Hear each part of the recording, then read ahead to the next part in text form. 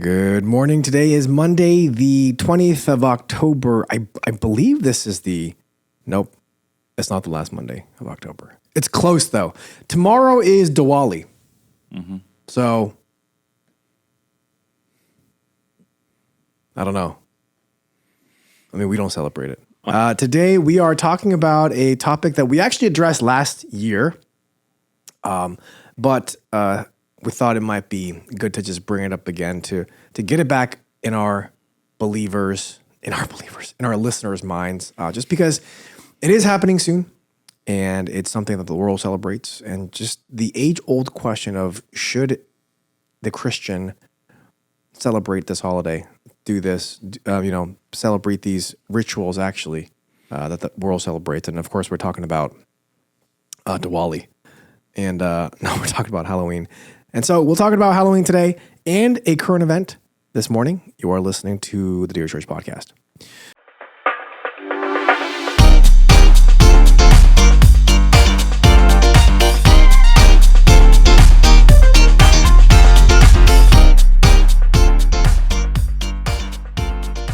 Welcome to the Dear Church podcast, where we exist to fill your ears and your minds with the study of God to see the world as disciples of Christ. My name is Sam Yang. We have with us Pastor Eugene and Chunzak. And today we are talking about the holiday of Halloween. Pastor Eugene, you had brought up that you wanted to talk about this holiday.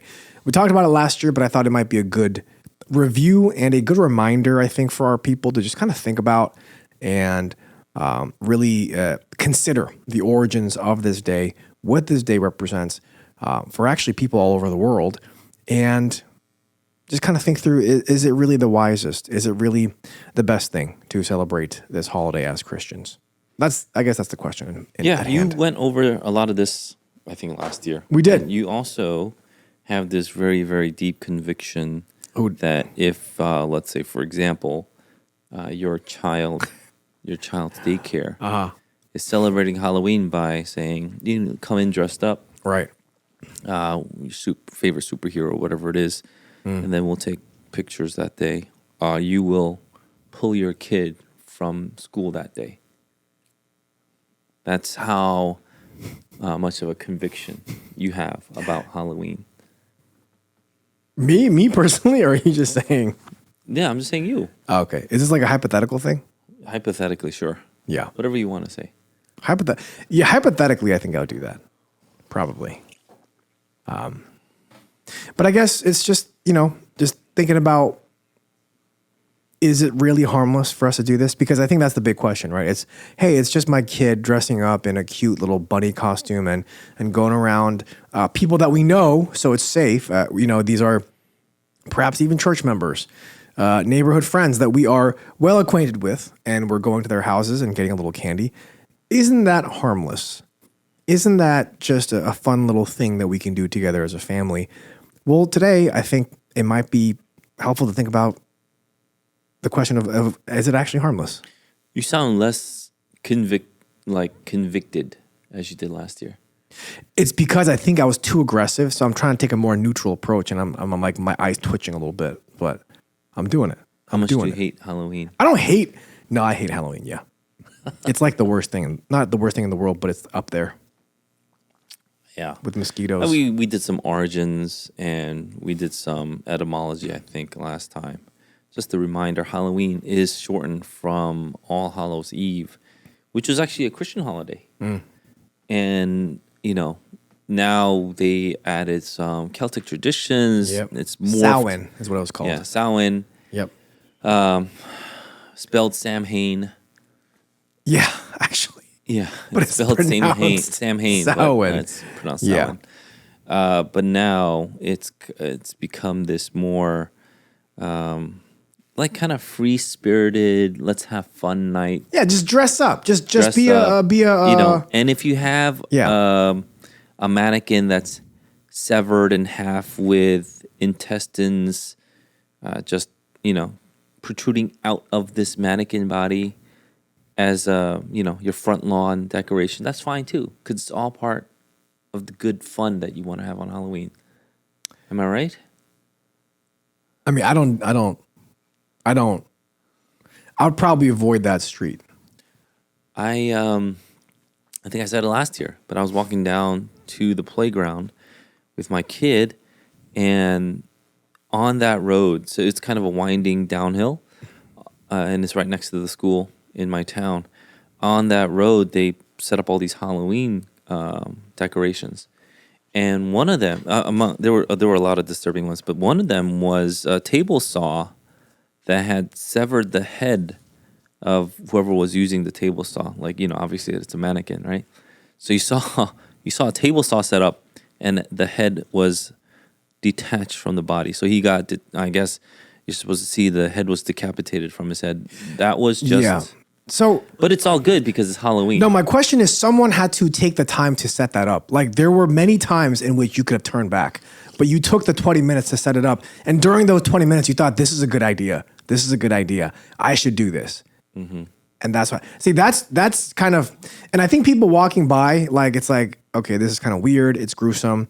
You obviously don't want kids to walk by that street. But it's weird because now what we are celebrating is something that is just not good, like unholy in a sense. That's what you celebrate on Halloween. And the unholier it gets, like the more gruesome something is, or the more disgusting, or the more realistic, the more scare somebody, that's how you would judge how good a decoration is or how good your setup was for Halloween, which is, yeah, not the best. But kind of like what you were saying, I thought maybe just giving us a quick recap. Like you said, it is known as All Hallows Eve, when the dead were remembered. The festival of Samhain is from the Irish. It's a Celtic tradition in which they would celebrate the final harvest, death, and the onset of winter. It was for 3 days, October 31st to November 2nd. And so also, this is a time where they felt like they would really interact with the spiritual realm. They believed that the dead could walk among the living at this time, and so the living could visit the dead. And so some people believe that Halloween's association with ghosts began with these pagan customs. Divination and communication with the dead was practiced. Even bobbing for apples was a practice the pagans used to divine the spiritual world's blessings. People believed that spirits were earthbound until they received a send-off with treats. And so some would even say that this is kind of where trick-or-treat came from, just kind of the origins of that. And so, I mean, it's not a Christian background. It's not a Christian or a holy foundation. The origin of it is very cultic. It's a demon-worshipping origin. And so, that's what is celebrated on October 31st.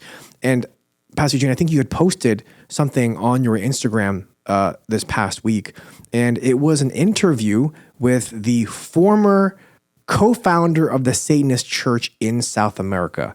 South Africa. What did I say? South America. So there's a gentleman named Rian Swigliar. I hope I'm pronouncing that right. Who was the former co-founder of the South African Satanic Church, who left the organization in 2022 and converted to Christianity. And he did an interview on this podcast that you had posted, Pastor Eugene.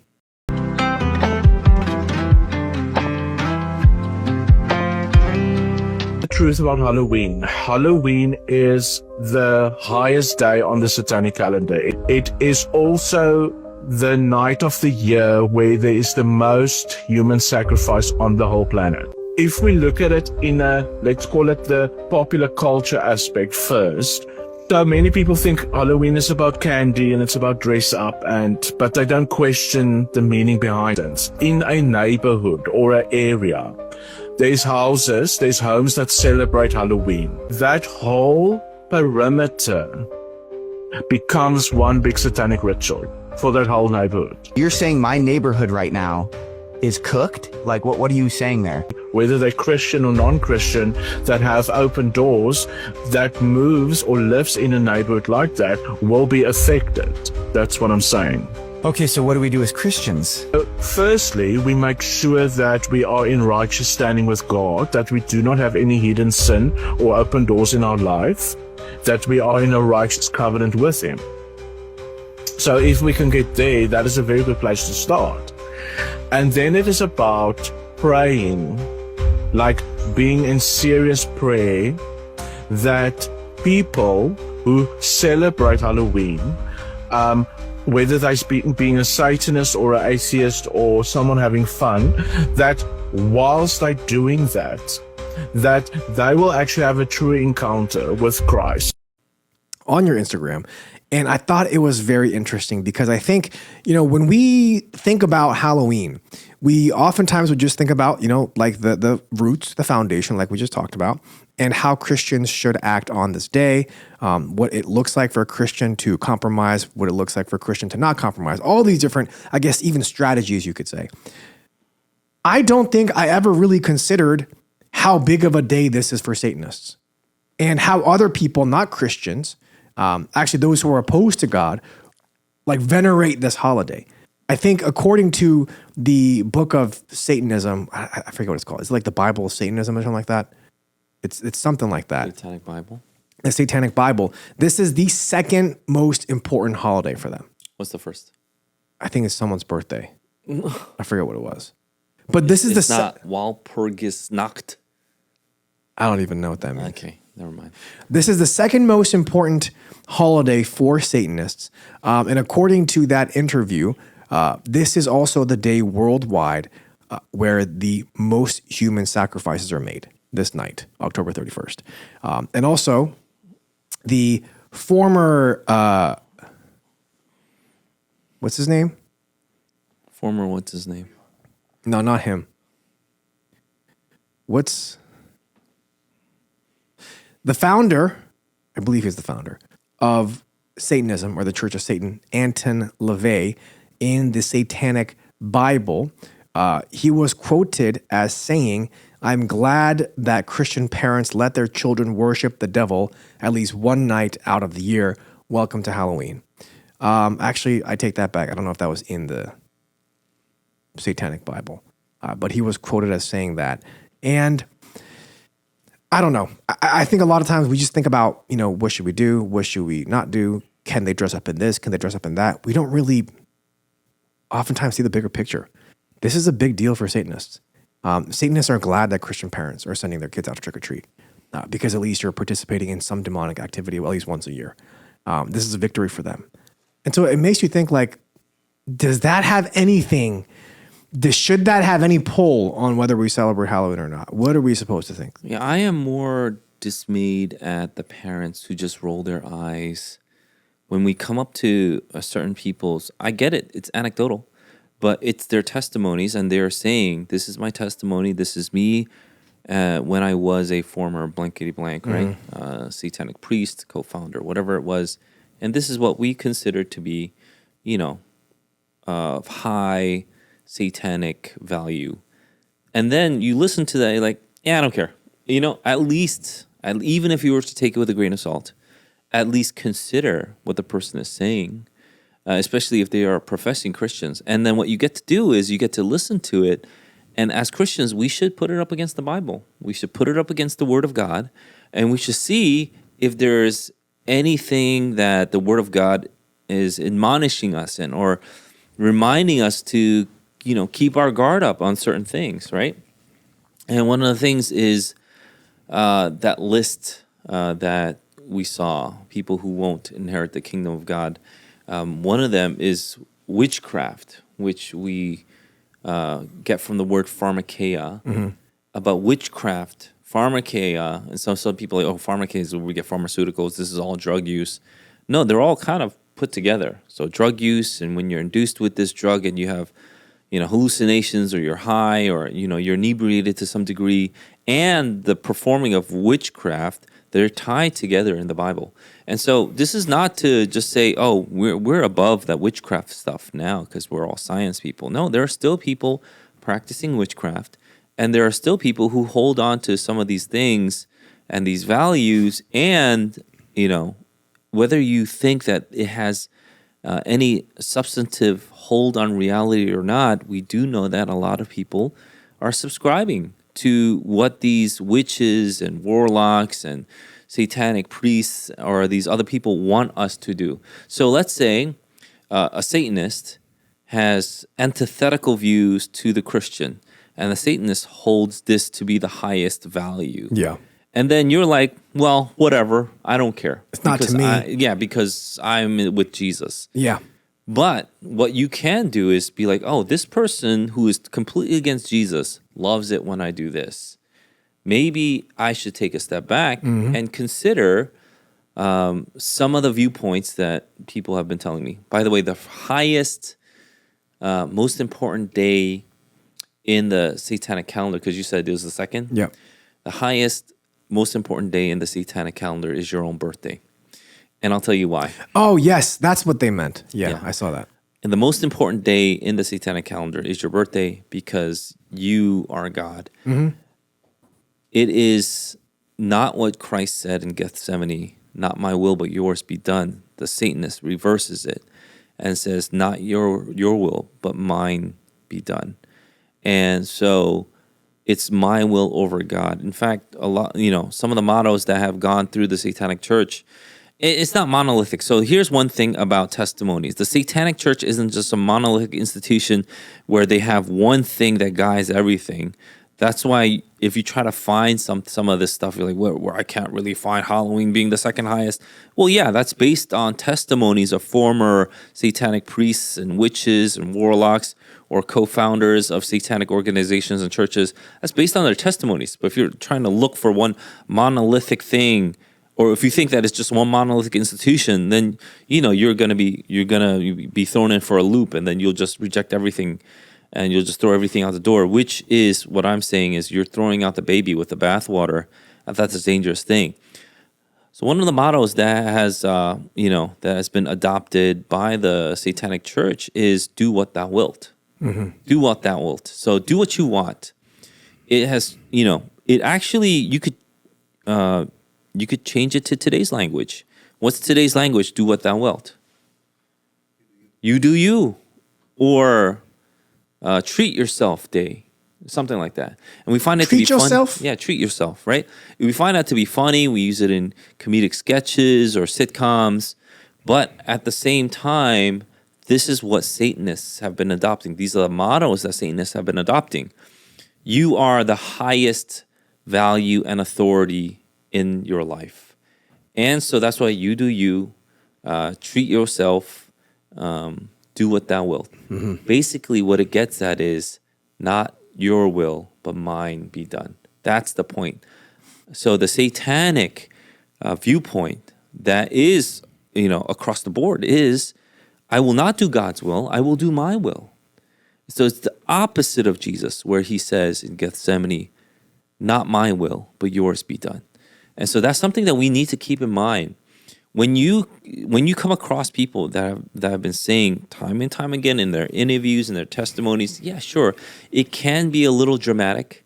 It can be something like, spectacular, and you'd be like, well, that's a little much. And you could take it with a grain of salt. I get that.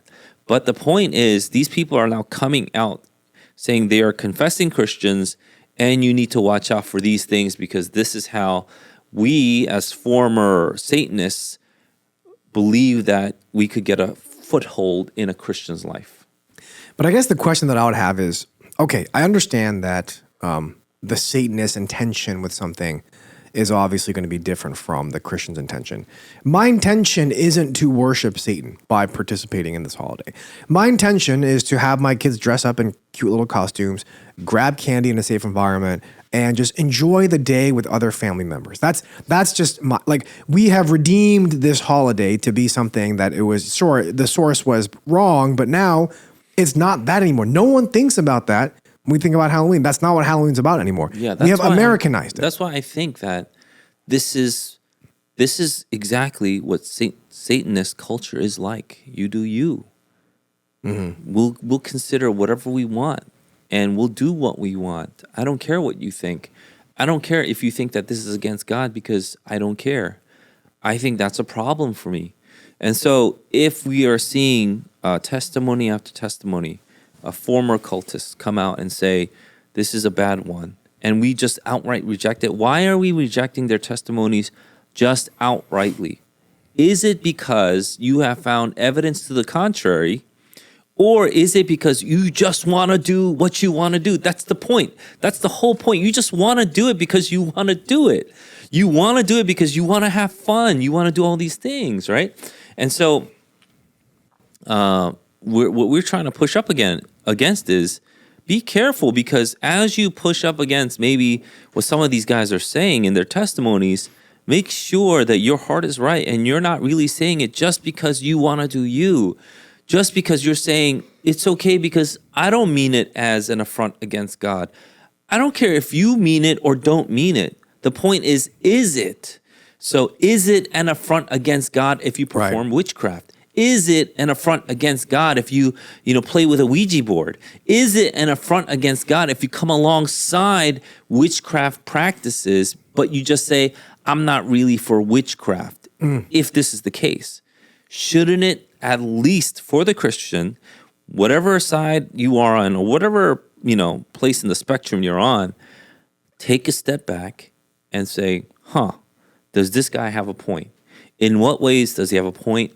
And in what ways should we then guard ourselves, our children, and our community so it doesn't go to the place where I'm walking down the street with my kid to the park and I just see decapitated heads, severed bodies, ghouls, demons, every 5 steps, there's something hanging. Yeah. Why do I have to expose my kid to that kind of, visual stimulation, which is not just bad, it is demonic. So why do I have to do that? Why can't I say, I don't like that? I don't want my kid to participate in anything that would remotely support something like that.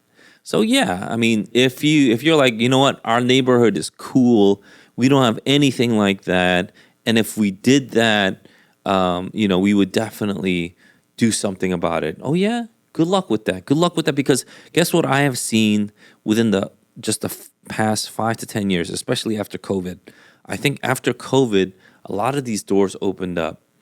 And so here's me being a little bit, I don't know, a little bit much on some of these things where I'm thinking about. But after COVID, I think Halloween got worse. After COVID, I think people took Halloween to the next level of paganism and Satanism. I think so. Because after COVID, I'm seeing these really, really demonic, representations or, costumes or decorations on the house and things like that. Before, it was just like a spider or a black cat, with a pumpkin, that kind of thing. Now I'm seeing like severed bodies everywhere, which is another level. So I listened to that podcast episode because I wanted to have a little bit more context. The former co-founder of the Satanist Church in South Africa. And he says some stuff on there that I don't necessarily agree with from a theological standpoint. But it made me think, right? And what it made me think of was he talks about trick-or-treating and the decoration of houses to be a part of a satanic ritual. Whether you know it or not, if you are performing a satanic ritual, now you know, whether it's true or not, whether it really is a satanic ritual or not, does a Christian ever have license to, in their lack of knowing, participate in something that may be a satanic ritual? Is that an okay thing? And then the reason why I ask is this, because if any type of trick-or-treating, if any type of decoration is part of a larger satanic ritual, that maybe that's not your intention, but that's what it is in reality, should a Christian then never do these things? Or is it okay to dabble? It's just a cat, it's just a spider, it's just a cobweb. Now that you know, you are more responsible. If you listen to this podcast. Who, me? I'm just saying, whoever's listening to this podcast, now you know. So now you are responsible because of the knowledge that you've been given. Yeah. I get it that if you're, if you have wool over your eyes, things like that, but it still doesn't absolve you. But you knowingly doing this then is worse, is what I'm saying. And so, yeah, if people don't know and they don't understand, you try to bring it to their attention, and then they don't care. That's actually another level. But if no one brings it to their attention, they keep on doing it, it still doesn't make it good. It still doesn't make it good if you unknowingly sin. That's why we ask for, in our confession of sin, we ask for forgiveness for the sins that we have unknowingly committed. Yeah. And so those are things that we continue to do. We know that we're not perfect, even like subconsciously or unconsciously, we can start sinning. And so we want to offer up our whole selves to God. I don't understand this whole thing where you think that whatever I'm conscious and in control of, that's the only thing that I could be responsible for. That doesn't work like that in anywhere in life.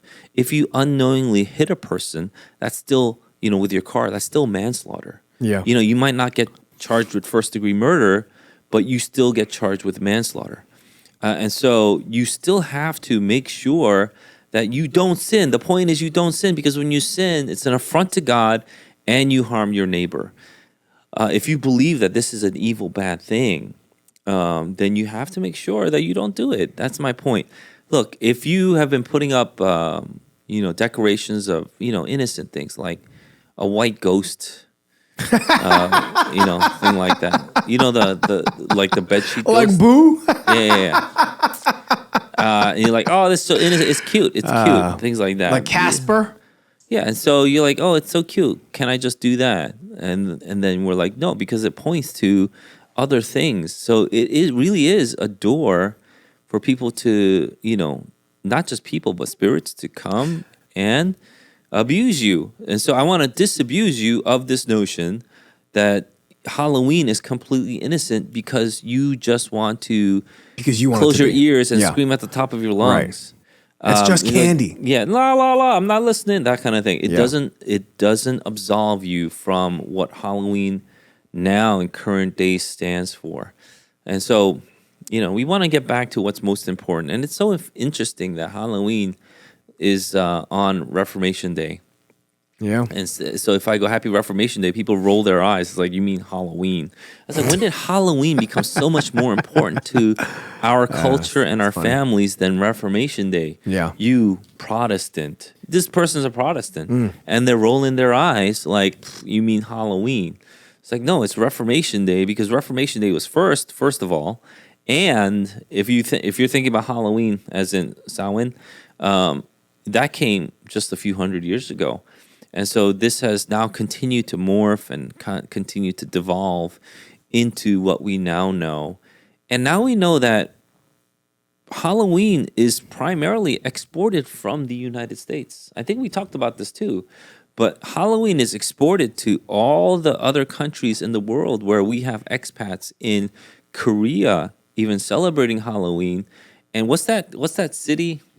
Itaewon in Korea, where there's a massive parade of people dressed up for Halloween. These Koreans don't even know what Halloween is, but we have exported this, and they dress up as ghouls and demons and walk down Itaewon, and they celebrate Halloween. They're like, oh, it's just it's just an expat thing. Yeah. So we have exported this. Instead of exporting Christianity, we've exported this, and this is a major holiday now in the United States, and it's becoming big in the rest of the world. I think that's a bad thing. I think that's a terrible thing. So I think and this has to do with what you were just talking about just now. In listening to that episode, right? And even thinking about Halloween in this way, it almost feels like you might be over spiritualizing something that's not real, right? Like I'm a Christian. The Holy Spirit resides in me.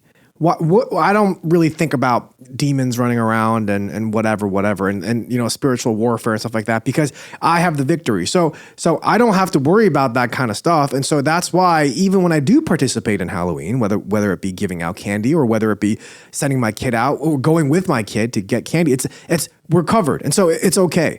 And even that episode is talking about really spiritual things where it's just like, it really feels like there's demons everywhere and you have to fight them everywhere you go. And it's kind of, I don't know, you should probably take it with a grain of salt. And so if that is our mindset, right, I think Reformed people have sometimes trouble considering or thinking about the spiritual warfare that's happening, that the demons are actually real or angels are actually real. We just want to focus on ourselves. And so like, how do we think through that? Like, is this really a spiritual day? Like, do I have to watch out when I'm walking? Like, keep my head on a swivel. Like, what are we supposed to think through spiritual wise? Yeah, I think on Halloween? This is a mistake that people make. Whatever you believe, I suppose, whether you believe there's a spirit over us or in this room Right, right now, right. that kind of thing. Yeah. And then the lights flickering, Yeah. But the point is, this is a mistake. The mistake is you go to the extremes where you think that the spirits are in complete control and you need to be scared. Now that you have the Holy Spirit, you know that your battle is not against flesh and blood, but it is against the principalities. It's against the spirits of evil. It really is. And this Holy Spirit will give us strength to overcome. What does that mean? Does that mean I go out and I treat the spirits like I do the physical world? That's not the case. Obviously, there's some manifestations of the spiritual realm that happen in the real world, and that happened at the most when Jesus was here. Yeah. When Jesus was here, all the demons went crazy because that was the climax. That was the tearing of the two dimensions, the physical and the spiritual, coming together because of Jesus Christ. And we saw the demonic powers really come out there. And Jesus like casting them out and defeating them even before his death. And so after his death, we know that, his victory is secured, it's assured, and it's in Jesus Christ that we also have the victory. It doesn't mean that there's zero manifestations now. I don't think that we'll have as many as we did in Jesus' time. However, there are principalities, there are evil powers or institutions that we must fight against, namely things like we may dub as ideologies, teachings, the thinking that goes on. For example, if all the Satanists think this, we are to say that's not true because it's not part of the true, beautiful, and good. It's not part of that. So we call that out, saying this is not true. We don't want to say. So I get it that there is that tendency to over-spiritualize stuff, and the reform people want to get away from that because if you over-spiritualize, then you don't really think about what you need to do to be sanctified. You just think about, I need to go there and flip demons and things like that. But there is also the temptation to under-spiritualize where you think, now that I have the Holy Spirit, none of this stuff exists. Well, that's not true either. You taught the book of Daniel. Tell us about Daniel and the spiritual war that he was engaged in. What do you mean? Like, what chapter are you talking about? This is not on the. Can we stick to the? It's not on. What do you? You had a whole teaching session. On Daniel. What do you mean, like? And then when he had put his mind to fast, an angel was sent, and then he had to fight the king of Tyre. Right. Oh, tell us about that. I mean, you just kind of said it well, I think. You had a whole 6 weeks to teach the course. I just wanted to talk about Halloween today. My point is, there are spiritualities, there are, strongholds that we are to fight up against. Over-spiritualizing, you may think as a reformed person is bad, but under-spiritualizing, thinking that there's no such thing now as like satanic forces is naive. And I think it's false. I think you have become, you're the one that has a veil over their eyes. Oh, yeah. There are demonic forces that are out to get your kids. Oh, you got to keep on praying for your kids and have the assurance now that as I pray for my kids, God is the one that secures my kid. He's the one that holds them. And it doesn't lessen the fervor in my prayer. It only heightens it because I know how dangerous the world is for my kid. I know how dangerous it is for me. You know how easily I could succumb and fall into sin and then fall away from the truth, the fellowship, and church. You know how easy it is to have that seed of bitterness planted in your life. We have to fight against that. That's the spirituality I'm talking about. Fight against the seed of bitterness. Fight against the seed of unforgiveness. Fight against all of that stuff that's trying to take a foothold in your life because eventually it'll pull you away from the good things of God. It'll pull you away from the fellowship of the saints. It'll pull you away from listening, being able to listen to the word. It'll pull you away from devotion. It'll pull you away from God. And you're like, is that possible? It's pulling you away, isn't it? So isn't it time for us to make sure and gird ourselves? See, here's the thing. People think, oh, because I believe in once saved, always saved, I could just sit on my butt. And then you read 1 John, and 1 John will say, you were never saved. You know, they went out from among us because they were never of us.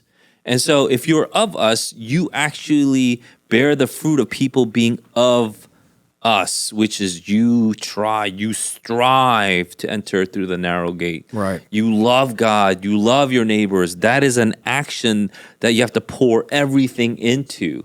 And then that does mean that you pray with fervor against the principalities, against the evils of this world. And when we hear testimonies, whether you believe in all the exact finer details of what they're saying or not, but the broad testimonies of all these people, they are saying that Halloween is a high day, is a very, should I say holy day for them? It's a very Unholy. special day for these Satanists because that's the day that really opens doors for satanic stuff to go in, especially the children, which is I feel like it's in line. If you are rational and like reasonableness, it's kind of in line, right? All these ideologies, they try to take care of your kids first. We have successfully, or they have successfully let them take our kids when it comes to Halloween. So you could dress up as a demon on Halloween, and that's totally cool, you know? But whoa. What if we don't dress them up as demons? What if we dress them up as Spider-Man? Baby Is that shark, still cool? baby shark. And so here's something I'll offer you. October 30th, you dress your kid up as Elsa. October 31st, you dress up your kid as Elsa, and then you're a Satan worshiper. October 30th, you're cool. Yeah. How do you respond to that when someone says that? Well, I don't think it's the dressing up that's wrong, right? Like, if I dressed up as Elsa, that's wrong, obviously. So, if I don't think dressing up is the issue. People dress up all the time, like, oh, I'm going to be a doctor, I'm going to be a firefighter. You know, people dress up all the time. I don't think dress up is the issue. It's, what are you dressing up for? Are you dressing up just to play with your friends on a random Thursday, October 30th? Sure. Are you dressing up on October 31st to even in a slight way celebrate this pagan satanic holiday? Then that's wrong. So it's not the dressing up that's wrong. It's, what are you doing it for? What's the purpose of it? Even if your intent isn't to worship Satan by dressing up on October 31st, if you're doing it, that's the day that you're supposed to do it to worship Satan, then that's what you're doing it for. But I guess my question is, last year, in last year's episode, it almost seemed like this is kind of a gray area for Christians, right? Go based on your convictions. This year's episode seems not so gray. And so I guess my question is it then actually a sin to celebrate Halloween? In any way, and if not, like, at what point is it not a sin to celebrate Halloween? So, like, what if I leave a bowl of candy out for kids that want to come by? Is that a sin? What if I even buy candy on Halloween? Is that a sin? Like, where do I draw the line? You know what's interesting? No one comes by my house on Halloween. I think I said this last year too. They just don't come by. I used to be like, if they come by, I could say, hey, how's it going? Are you guys having fun? That's weird. I would run away. What was like? There's a crazy person over there asking us how maybe we're that's doing. why they don't come by. I said that one time. They're like, well, let's not go to this house. This guy doesn't offer us candy. He's offering us conversation. So, no one comes by my house because I think I'm like the only house in our block that doesn't have Halloween decorations. So maybe I think sometimes they skip it. They got the clue. Yeah, maybe they're like, this person doesn't have decorations, so I go to this house. But giving candy, receiving candy, that used to not bother me. It used to not bother me at all. And then you keep on hearing from these people who are former cultist Satanists that this is a holiday they enjoy because of the ignorance of the people. So something changes once you become informed, does it not? Yeah.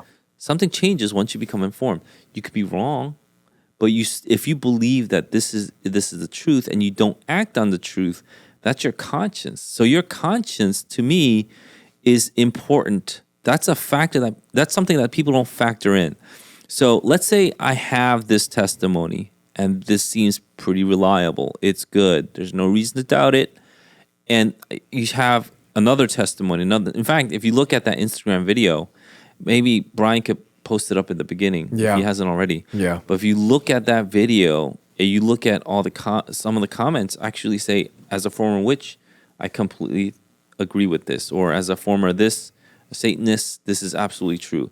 People will actually say, as a former this. So people are coming out, which is a great thing for us because now we're seeing so many people turn to Christ. Former witches, former Satanists, they're going to Christ, which is a great thing. Yeah. But these people are coming to us with a warning. Why wouldn't you heed the warning? So if you lived one time in ignorance and then, we thought it was adiaphora, that's one thing. But now that more and more people are coming out, I'm saying we should at least take a step back. Yeah. I'm not going to go as far as to say that if you celebrate Halloween, you're in sin. But if you believe that this is actually in participation with satanic cultists, and then you're like, well, I'm going to do it anyway because I don't care, then, you're not living out the conscience that you have. And from people like Martin Luther, his conscience is everything, right? I can't go against my conscience. It's like, then my conscience will be seared. It'll die. I don't want that. So if you have some kind of knowledge, and that knowledge should it's informing you of this truth or this reality, shouldn't your actions change? Otherwise, you don't care about truth. You don't care about, actual true knowledge. You just care about yourself. And isn't that really what the Satanists want in the end? They just want you to do you.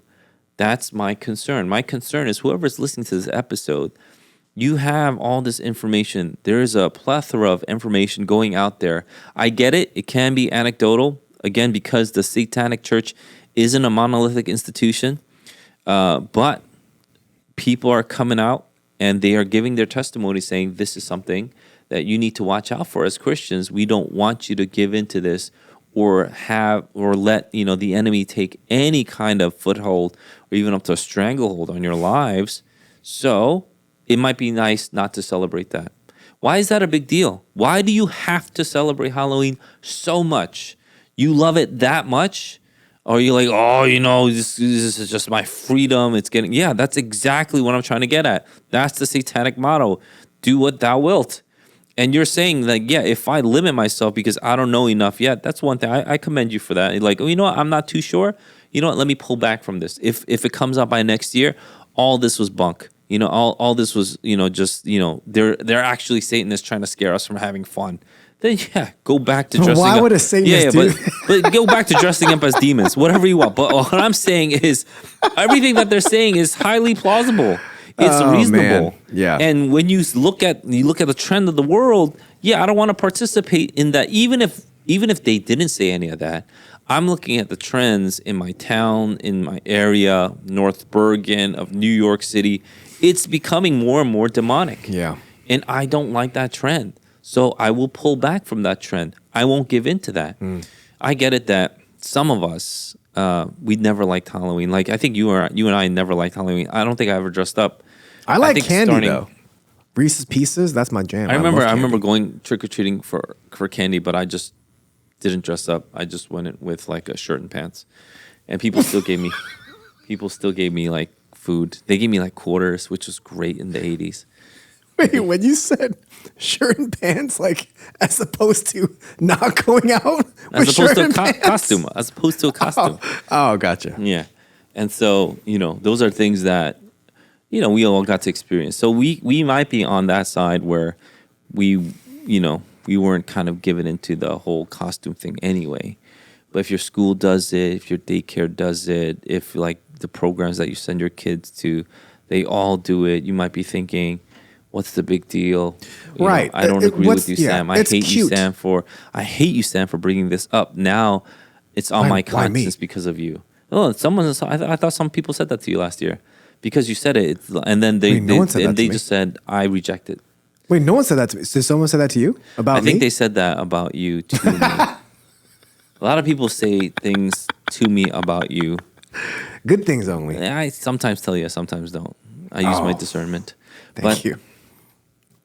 My thing is now that, all these people are coming out, yeah, time for us to reconsider some of the things that we just freely did without a second thought. I'm saying give it a second thought. Yeah. And is it a sin if your conscience is weighing upon you? Oh yeah, you don't want to ignore your conscience. So if your conscience is telling you otherwise, yeah. Is it somewhere in the Bible that says you can't celebrate Halloween? No. But if you believe now, after listening to all this is a participation in witchcraft, yeah, that's a sin. That's a sin. And so Yeah, people are it's like, tough. well, if I dress up as Elsa, blah, blah, blah. So people will come up to me with all these what ifs and these other details to try to finagle themselves out of the sin part.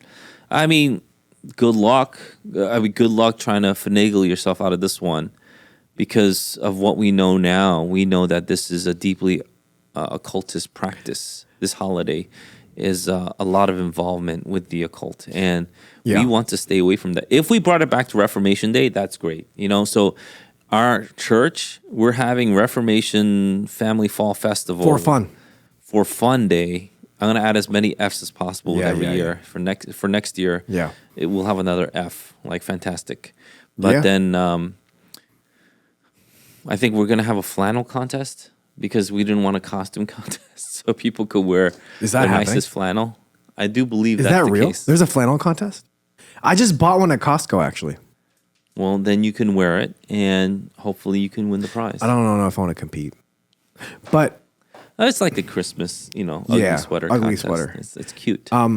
But okay, I get what you're saying. Like, I really get it. But Pastor Eugene, I'm a 35-year-old man. This is the only time that I can dress up as a Ninja Turtle and no one will say boo because that's the culture. I could do that. This is the only time that I could do that, walk around, pretend like I'm a Ninja Turtle. It's only one time a year. Why can't it's just once. It's just harmless. I'm just wearing a costume. What is so wrong about that? I think for everyone else listening, I would advise you not to. But for you, Sam, if you dress up as a Ninja Turtle, no, I'm not. I will absolve you.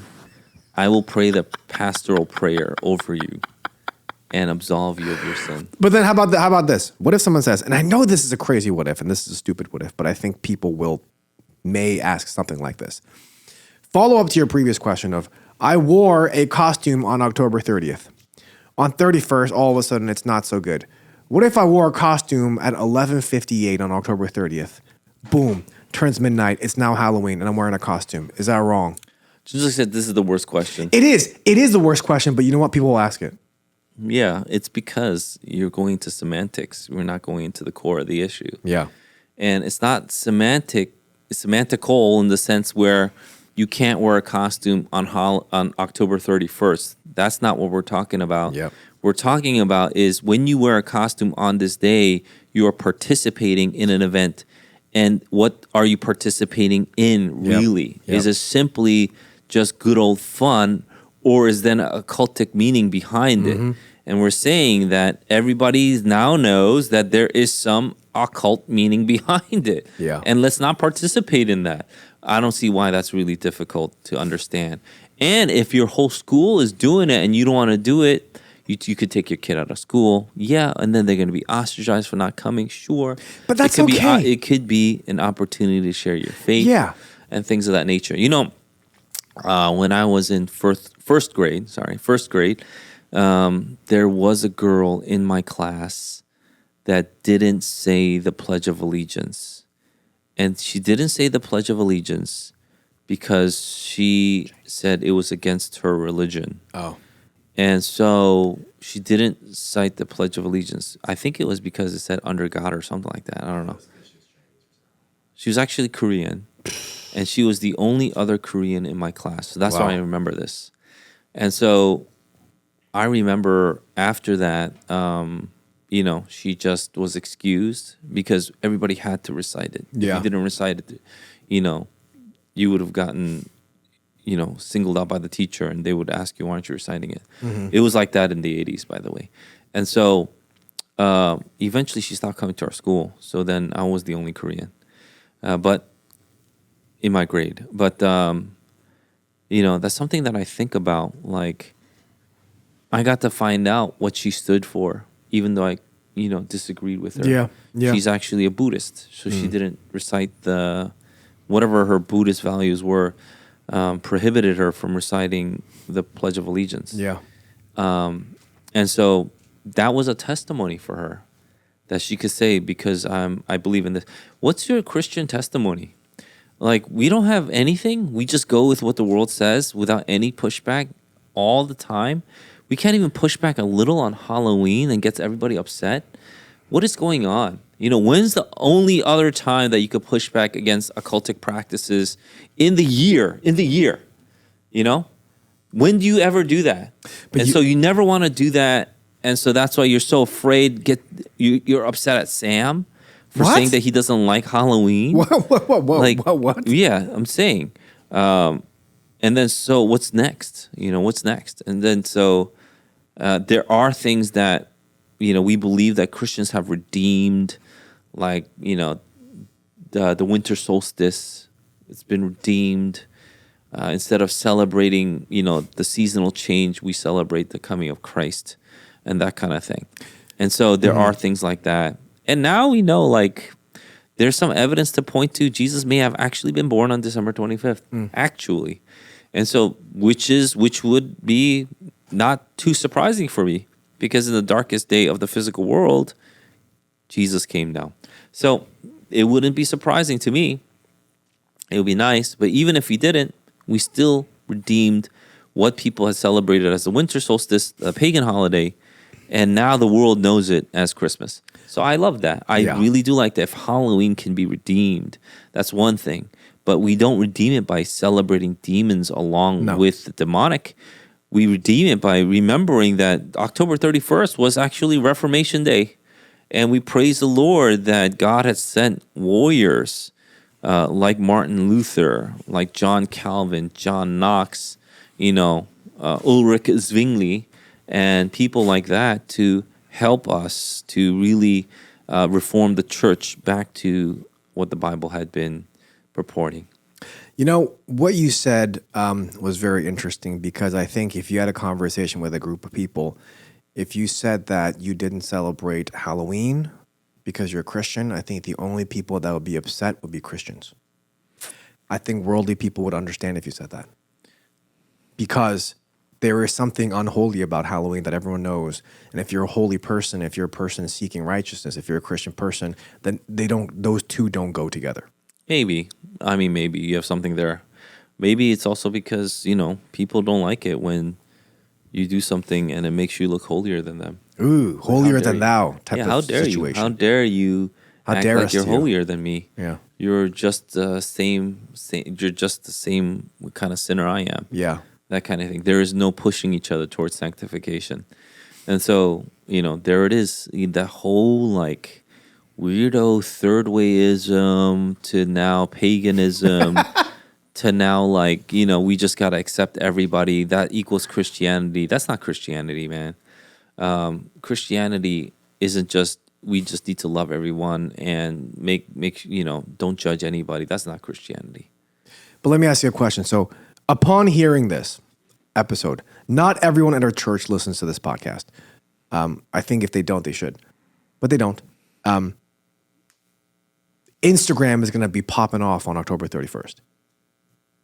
Is it right for a Christian to judge another Christian for celebrating Halloween when we know that it's wrong? No, I don't know about judging. I think you should inform them. You'd be like, you know what? Maybe there's some better ways you can, spend the day. It's a Friday. I have family members that dress up like Power Rangers or something. Oh. I'm not going to go to them and be like, you Great. big old sinner. And so, it's like, can you inform them? And if they knowingly, after they've been informed, continue to walk this path, then you would think, oh, this is a ministry opportunity. It's an opportunity for me to evangelize. Yep. Because they don't care about the truth. Yep. It's not necessarily judging in the sense where you're saying, oh, this person's going to go to hell. It's an opportunity for you to share what is good, what is true, what is beautiful. I think that's what we want to continue to do. Yes. And things don't happen by you just continuing to, just say you rank heretic. Get out of my Get out of town. vicinity. Yeah, that kind of thing. Yeah. I don't think things necessarily change when you always act like that. For certain things, yeah, you would do that. But for other things, you would say, all right, let me see if we can change 1 or 2 degrees. It really depends. Yeah. I think Halloween is one of those things. That's why I don't take it so fantastically what all these people are saying. I do take it, again, with a grain of salt. But at the same time, I see the merit in what they're saying. And I heed the warning that they're generally giving. And I think we should also heed that. So, color me, reasonable in that sense. Color me elbow. No. Let's tickle me Elmo. Sorry. Thank you. Thank you for that, Pastor Gene. I think that's helpful. And again, I think it's helpful for us to think about not just Halloween, but other things that we celebrate, other things that this culture says is good and great. We hold it up to the Bible, and we consider is this really good? Is this really and if pure? you Is this really think that this holy? is an important one, share it with your friends. Share this podcast episode with your friends. Yeah. Share the podcast episode with our church members if you think they could benefit from it. You know? And so that would be nice. Yeah. Well, you don't even have to share the podcast. Share the ideas that we just said. And then link it to the pot, I think, right? Because Sam wants us to catch up to Just Thinking, which is not going to happen anytime soon, at least. not soon. Give it a year. Give it 2 years. Maybe 2.5 years. Who knows? Thank you for that, Pastor Gene. And I hope that this was helpful for our listeners. Now, moving on to current events. Is that the one?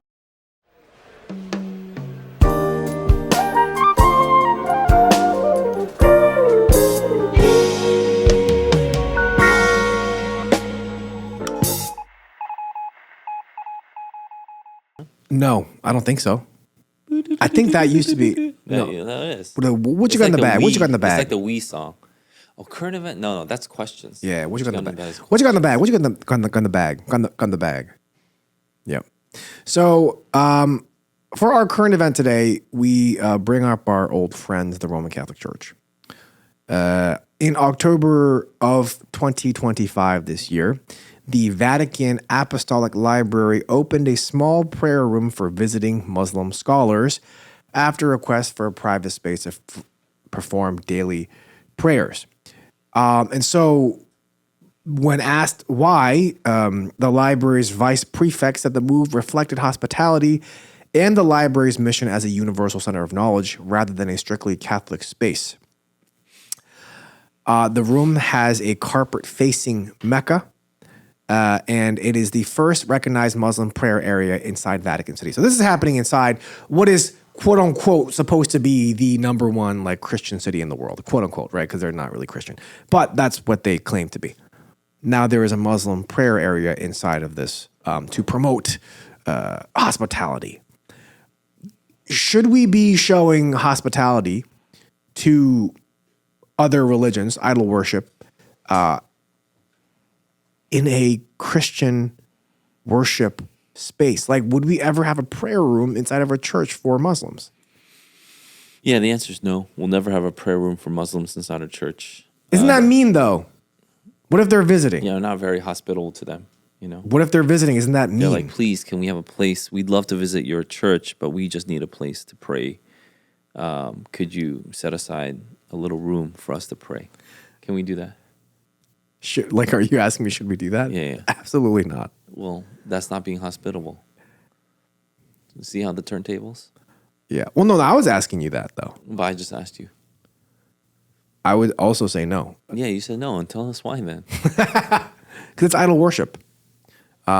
This is a place of true worship where we worship the true God. We're not welcoming idol worship in the space. That's not. I don't even. What are we talking about here? And it's funny because Christian prayer is tightly restricted in Islamic holy sites, which is interesting, right?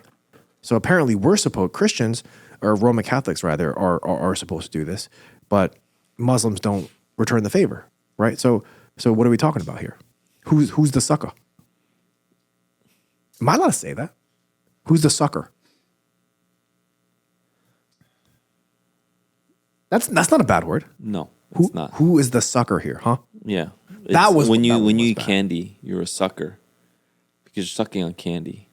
They used to call candy like Yeah, they popsicle call suckers. it suckers, yeah. Yeah. But like who's the sucker? If you say if you say like that, then I think it's appropriate. It's appropriate, yes. So, okay, do we have to be hospitable to every religion?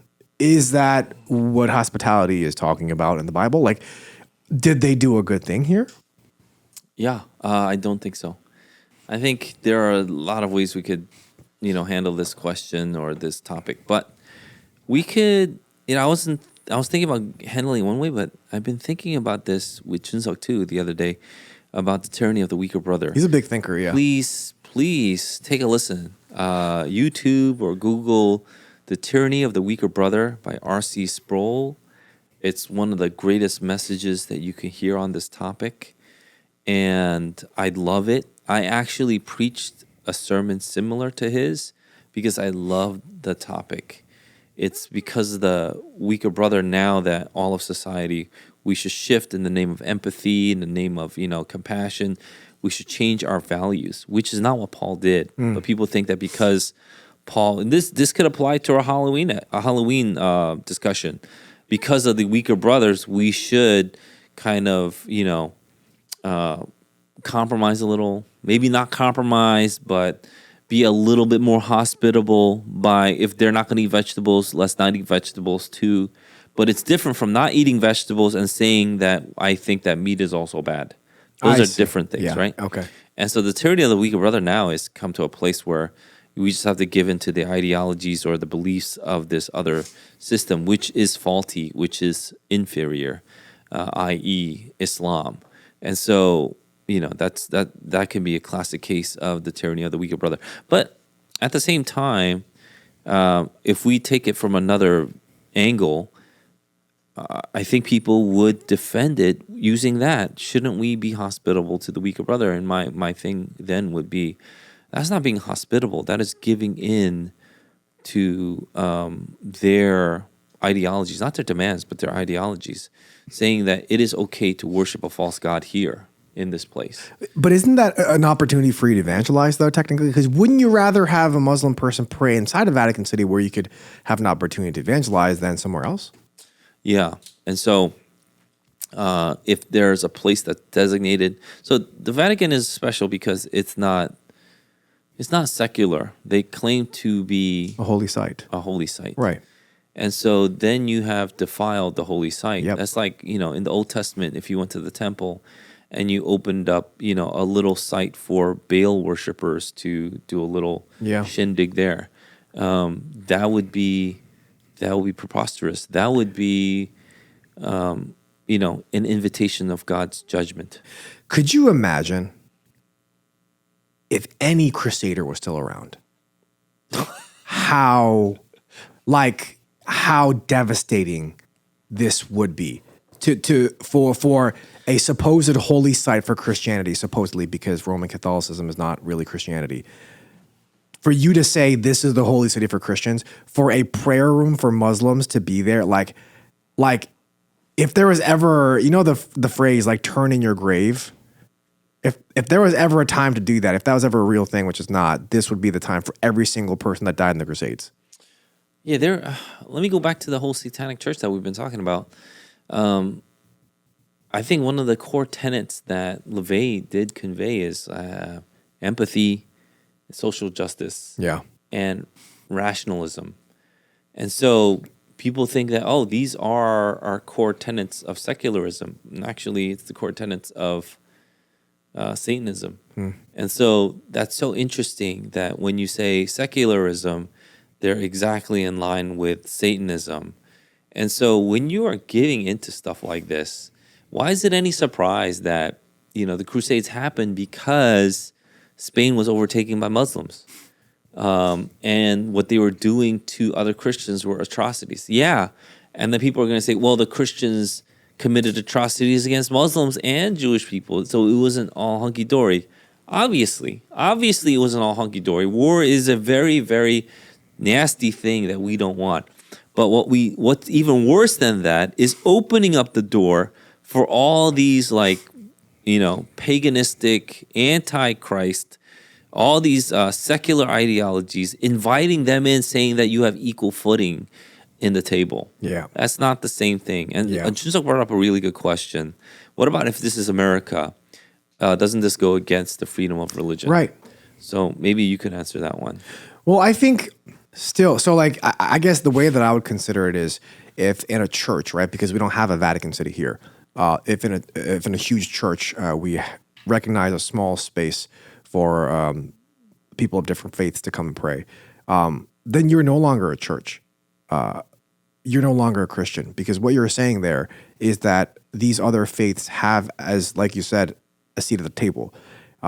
Means that these religions are equally as valid as your religion. And the fact that they would build this inside of your worship space is already a statement enough, I think. So the freedom of religion, I don't think means that every religion, from a Christian standpoint, doesn't mean that every religion is valid. I think it means that we don't persecute others of other religions. We allow other people to practice their religion in the hopes that one day we would be able to evangelize to them. But we don't evaluate them the same. That's not what freedom of religion is. This is why soft evangelicalism is dying, because they believe that, if we don't let Muslims have their own worship space, like Russell Moore was vying for, if we don't let Muslims have their own worship space, then once they go into power, they're going to take away our Christian worship spaces. So we should also be kind and let the Muslims worship. This is such a cowardly way to think. I don't know what else to say. This is such a disappointment that people that were supposed to be our evangelical thought leaders are now just so scared. What if once the Muslims go into power, they're going to take this away from us? Dude, once the Muslims get into power, they're going to take it away from you anyway. What's Regardless. wrong with you? Yeah, what is wrong with you, man? And so sometimes I'm thinking, these really soft evangelicals are kind of, I think they're showing us the soft conservative side. If you even want to go into politics, people are like, oh, well, we can't do this as conservatives because once the liberals get into power, they're going to do the same to us. Dude, they have been doing it this whole time. They have been jailing pro-life protesters. They have been putting people that were not, liberal, these churches, under IRS scrutiny. They were auditing them under Obama. They have been doing it this whole time. Oh, but if you do it now, they're going to, maybe they'll rip off the veil and they'll expose themselves for what they were. But don't be fooled. Don't be fooled. We have enemies out there that want our destruction. To think that, if we're nice to them, they're going to be nice to us is naivete, and it's actually pretty imbecilic, to be honest, because you are ignoring the hard facts out there. And so I think that's one thing that people, and we talked about the Longhouse, this is part of the Longhouse feminism really come into play, that has taken a hold of even our men, where we're so afraid of how the other side will retaliate. So we're like, let's not really tell them who we are and what we believe. Right. We'll just be a soft Christian on the outside. That's crazy to me. Mm-hmm. Who does that? Have we seen anybody in the Bible do that and then still be considered a man of the faith? In fact, those are the people that would be reprimanded, that would be scolded, that would even be thrown into punishment, into judgment. And so I would be very careful in thinking like, we need to, make sure that we don't upset, those people. No. We love people on the other side by showing them what the truth is. This is how we love them. You don't love people absent truth. You show them truth. And so one of the things that we could do is we could say, Muslims want to come, they could come, but they still have to respect our house rules, because this is my house rules, right? And if we're talking about public discourse, obviously anybody can come and join public discourse, but in public discourse, you have to decide what is superior. That's why the discourse is there. not so that we can say everything is on equal footing. There's no way that that's what the purpose of public discourse is. So, Christianity, Buddhism, Islam, all equal footing. No. You bring them all to the table and you say this is superior because of this and this and this, and you fight for the truth. That's what public discourse should be. It's gotten to this place where everything's just equal. Everything needs to be even planed. Yeah. And that is not Christianity. That is antithetical to Christianity. Jesus didn't come to say, you know what, you do you, and if you want to follow me, cool, we could have a beer together sometime. Cool. That's not what Jesus said. Yeah. And so those are things that we have to wake up from. Wake up from this dream that we could all get along because all thoughts are equal. All ideologies are on the same plane. This is not true. There is a superior ideology. There is a superior thought. There is superior truth, the truth that everything else stems from. It's Jesus Christ. He is the truth, the way, and the life. And so this is what we also show. This is what we purport in our discussions. This is what we are vying for in our podcast. This is what we want to live. We want to live the truth. That's why we don't want to live a lie, so you don't dress up as demons. We're not living a lie saying we need to appease demons by dressing up like them or, giving treats or getting tricked, whatever that is, right? Right. And so we don't succumb to societal secular pressure. We want to stand for the truth. We want to stand firmly in the truth, knowing that Jesus Christ has already won, and we want to show the world that this is truth. Thank you. That's helpful. And I think both topics are tied. The discussion on Halloween and now the discussion on the Vatican's decision. It's really interesting. In Spain, Muslim groups have sought permission to pray in the former Great Mosque of Cordoba, which is now a Catholic cathedral, but the church has consistently refused. And I think perhaps part of the reason has to be the fact that that was one of the highly contested places during the time of the Crusades with Muslims and Christians in that area in Spain. And so perhaps the history there is feeding into it. But again, just because we're Christian, just because we're supposed to be hospitable, doesn't mean that we need a room for prayer for other faiths in our churches. We don't. So thank you for that, Pastor Eugene. I hope that this discussion was helpful for our listeners. Anything else before we close out this morning? This has been a quite the eventful morning, actually. We can't eat candy anymore, apparently. Can't dress up. Well, you could eat candy. I didn't say you couldn't buy candy. No, this is apart from Halloween. You probably There's this shouldn't. one Just candy health- that I've been just particularly health-wise, enjoying. You shouldn't. And it is there's a collab between Oreo and Reese's. I've had it. Yeah, and so I've been enjoying that collab. It just tastes like a Nutter Butter. It doesn't taste like anything that's... I don't... Shunzuk said that you have a dull palate. This might be true because all you ate was like ground chicken for like years. Yeah, And then I you may have just been salted dulled. it sometimes, and sometimes you didn't even salt it and you ate it. Yeah, I may have been dulled. You didn't season your food and he would just eat it. Yeah. Yeah. I didn't know, yeah. But anyway, yeah. So, just apart from Halloween, just candy isn't the greatest thing, I think, just in general. So, there are a lot of candy sales on November 1st. That's true. This is also true. yeah. If you go to places like CVS. Oh, yeah. Oh, my goodness. CVS. After Halloween, they'll have 90 to 95% sale Yeah. on certain chocolates. So just wait. And candies. Yeah. And I buy like full Godiva boxes for like $5. It's pretty, yeah. And then I give it to my wife saying, "Oh, I bought this for you earlier," but no, I don't say that. She doesn't like chocolate. She doesn't. So, yeah, candy isn't great. Dressing up isn't great, just in general. Just in general. Yeah. Yeah. But thank you, Pastor Eugene, and thank you for listening to this episode of the Dear Church podcast. We hope and pray that this has been a blessing in your ears. Fight the good fight, finish the race, keep the faith. What if this is the one that gets us canceled? No, there's what no if way. This is the one There's where no people way. are like, "That's it. I've had enough." There's no way. You are going to You're taking away my burden candy? my conscience with this junk. No, there's I'm no not gonna way. listen to this no more. This is podcast light. This isn't like this is a We didn't diet even podcast. go into it. Yeah, we didn't go into Satanism. No, not at all. All right. 1, 2, 3. Peace.